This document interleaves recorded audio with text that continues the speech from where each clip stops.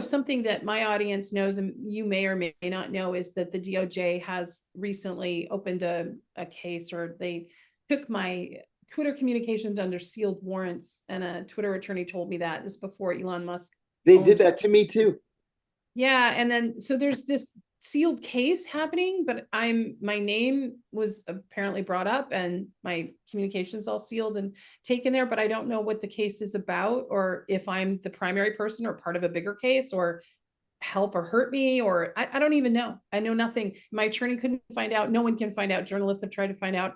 And it was, all I know is that it was during the Biden administration. So it's been publicized that, but so what are your thoughts about, like, I'm just a private citizen. I did come forward. I was a Senate staffer, as you know, I came forward about Biden with information, but like, what happens when the law enforcement agencies that are supposed to protect us are actually protecting politicians? Like, where are we?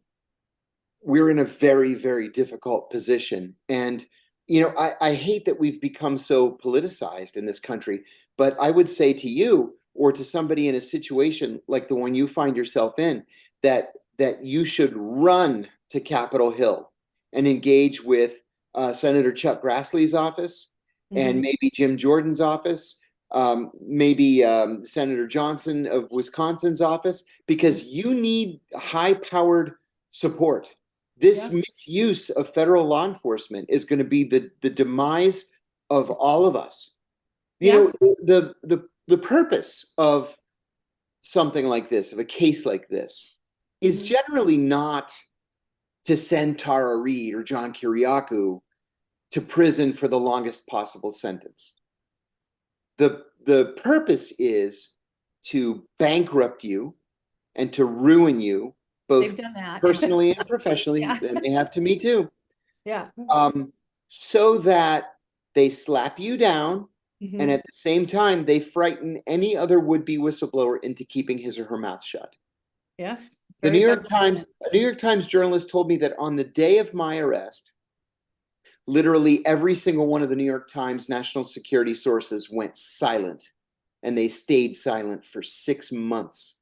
That's exactly what the government wanted. Now, in my case, I was facing 45 years. Well, I didn't get 45 years.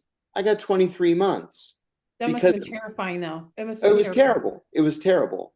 It was either, do I roll the dice, knowing that, according to ProPublica, the Justice Department wins 98.2% of its cases?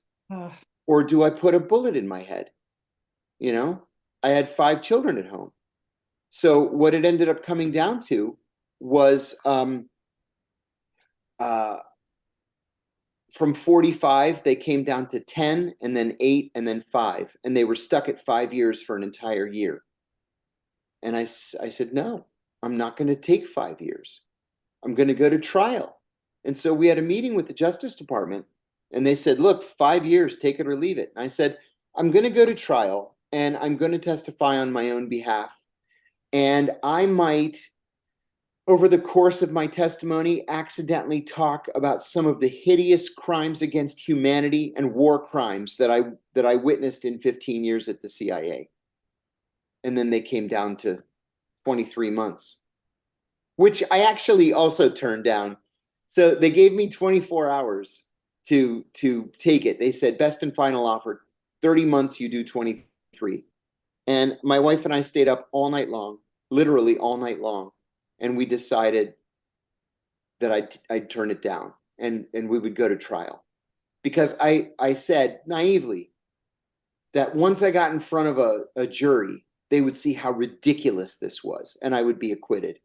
And then finally, one of my attorneys, the one who I liked and respected the most, got literally right in my face. He was furious. And he said, you know what your problem is? Your problem is you think this is about justice. And it's not about justice. It's about mitigating damage. Take the deal. And then the other attorney said, look, this could be a blip in your life, or it could be the defining event of your life. Make it the blip. And so I took the deal. I think that secondary advice is interesting. And you were put in such a difficult position. I admire your courage and the way you held your ground. I don't know if I would have that fortitude. That is amazing fortitude that you had, particularly with so many people in your life that needed you present and, supporting and being there. And I'm glad that they were there for you.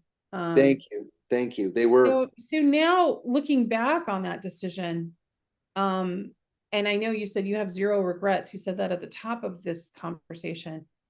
What do you feel like there was any impact by your whistleblowing? Has there been any change or movement that's been positive? Do you still feel there's a battle about the torture techniques and what's being done? Yeah, there will always be a battle, always. Okay. But I'm very proud to say, actually, I'll recount for you a story. Okay. About 6 weeks before I was released from prison, I called my wife. Now she's my ex-wife, but I called my wife, and I was allowed to call every other day for 15 minutes. So I called and I said, "Hey, how was your day?" And she said, "It was great." And I said, "Really? Great? Why?" And she said, "Because the Senate torture report was released today. And John McCain got up on the floor of the Senate and said that the country owed you a debt of gratitude, that without your whistleblowing, the American people would never have known what the CIA was doing in their name." Wow. And that made it worth it. The Congress formally banned torture thanks to the McCain-Feinstein Amendment. And John McCain said that that was because of me. And so, sure, there was a price to pay. But this case, one of my attorneys said this in the very beginning of the case. He said, "This case is so much bigger than John Kiriakou." He said, "This case isn't about you. You just happen to be the guy that is the face of it. But this case is about human rights and civil liberties. That's why the media is so interested in it." So was it worth like banning torture in our country in exchange for 23 months in a low security prison? You bet it was. Totally worth it. I gave an interview to the BBC one time, and it was kind of a confrontational interview. And about halfway into it, the interviewer says, "One of the things that I'm struck by is that you're not showing any remorse or regret at all for your crimes." And I said, "I have no remorse or regret. I'll never have remorse or regret. I would do it again. I would do it again today. Somebody should have done it before I did it. So no, I'm not going to express any remorse or regret because I don't feel it." Yeah, and it is remarkable how your legacy has really, like Edward Snowden's, you raise the public consciousness about things they simply weren't aware of, and that in of itself is a heroic act. And Julian Assange the same. Yes, Julian Assange is being punished now, and basically in my eyes, it's like he's being slowly executed in front of us, right? And it's horrible, but I think there was a glimmer of hope with that letter he just put out there, the new King of England, when it was a very thoughtful, interesting letter that Stella had published, that he had written.